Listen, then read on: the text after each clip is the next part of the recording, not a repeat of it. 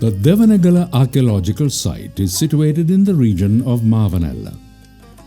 The area has a turbulent history where, in recent times, land belonging to the temple have been encroached upon by villagers.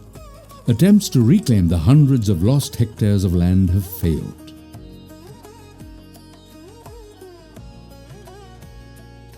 The temple has now resorted to safeguarding these ancient titles of ownership by having several Buddha statues placed around the periphery of the rock as markers of temple property and ownership.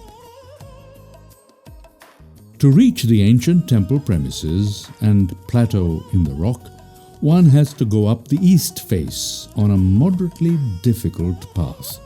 After hiking what is essentially a pleasant route, you reach the temple premises.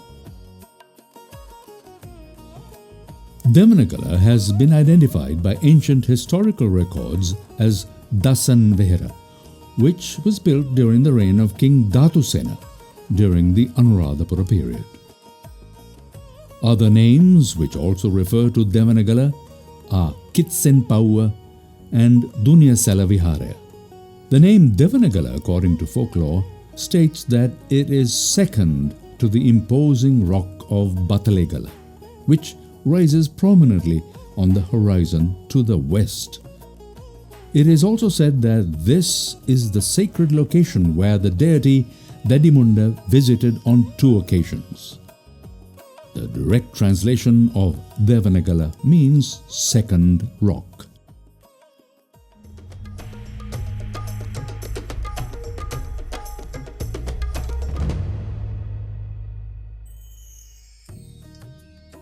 The first structure one encounters is a small shrine dedicated to the deity Vishnu.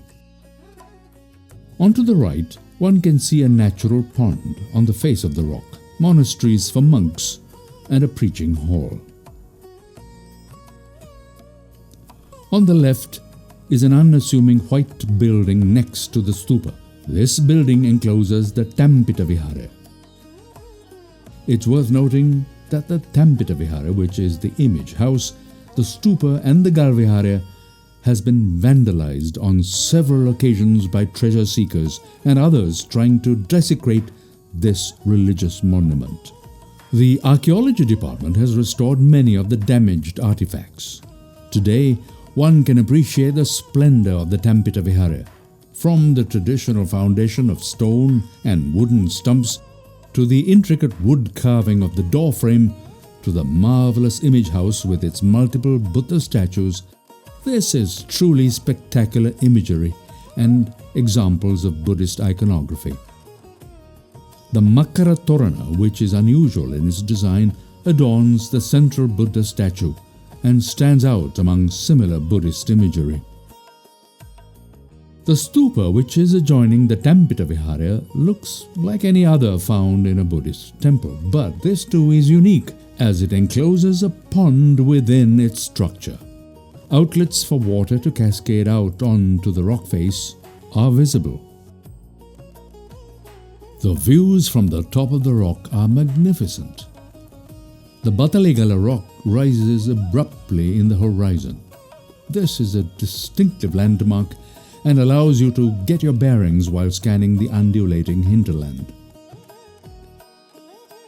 The magnificent Dhatu Mandira or Gal Viharaya was said to have housed the tooth relic. This awe-inspiring stone structure has massive monolithic blocks, some as large as 2.5 meters in height, which were a part of the temple. Stone trusses over the doorway are said to have encased valuable relics. The Devanagala Rajamaha Viharaya site has 2 prominent stone inscriptions. These petroglyphs were created during the 12th and 16th centuries. To reach the first inscription, one must descend several hundred steps cut onto the west face of the rock. Unlike the ascent to the temple, this is a steep journey which must be undertaken in dry weather conditions.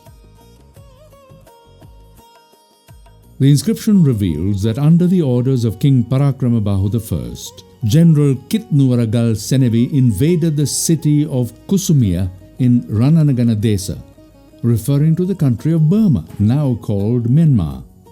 The inscription further states that to commemorate the victory, the king has granted land to the extent of 12 amunas and 2 palas from Malabatua and Kitsenpower as permanently owned lands. Furthermore, the inscription states that this decree is effective until the sun and moon are no more. This inscription, dated to the 12th century CE, is in medieval Sinhala writing. King Vimaladharma Surya, who reigned during the end of the 16th century, is known to have contributed to the development of the temple. A stone inscription on the north face details his alliance with Ratnalankara Thera. The priest's contribution rendered toward the development of the Buddha Sasana during the Kandyan era is mentioned.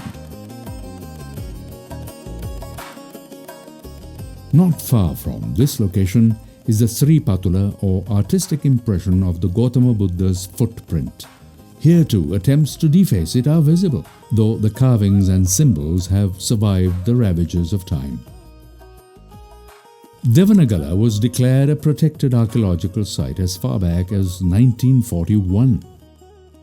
This, however, has not kept at bay the various efforts by unscrupulous individuals and parties who continue to loot, defile, desecrate, and destroy this ancient heritage.